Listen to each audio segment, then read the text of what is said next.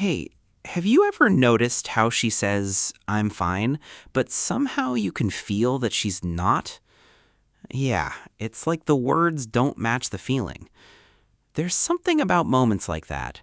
Quiet, almost invisible, but they stay with you. Not because they're confusing, but because they feel deeper than what's being said. And it's often misunderstood. From the outside, it can look like mixed signals, like overreacting, or being too emotional, or hard to understand. People try to simplify it, give it quick labels, but that doesn't really capture what's happening. Because behavior like this isn't random, it's patterned. And when it comes to women's behavior, there's often more going on beneath the surface than people realize. Emotion, for many women, isn't just something they express, it's something they process through. Psychology suggests that emotional awareness tends to be more active, which means feelings aren't just experienced, they're noticed, analyzed, and often held longer. So when something feels off, even slightly, it doesn't get ignored. It lingers. That's why sometimes the response isn't direct, not because it's unclear, but because it's still being understood internally. And this often connects to experience. Maybe there were moments where being fully direct didn't feel safe, or times where emotions had to be softened, adjusted, or expressed carefully to be received well. Over time, the mind adapts.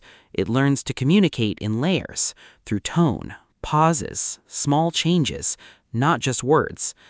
And it's important to understand this clearly.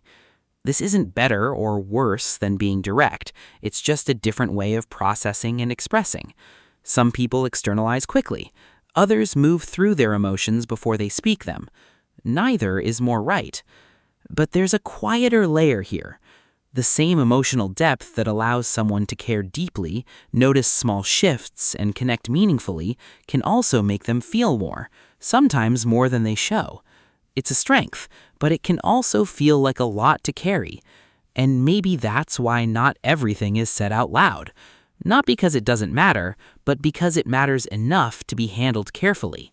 So when you see those small contradictions, the I'm fine that feels different, it's not confusion, it's complexity. And once you start seeing it that way, something changes. It becomes less about trying to decode and more about understanding that not everything is meant to be immediate or obvious.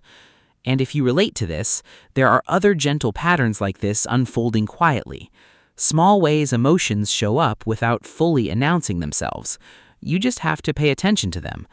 And maybe the next time someone says, I'm fine, what do you actually feel underneath it?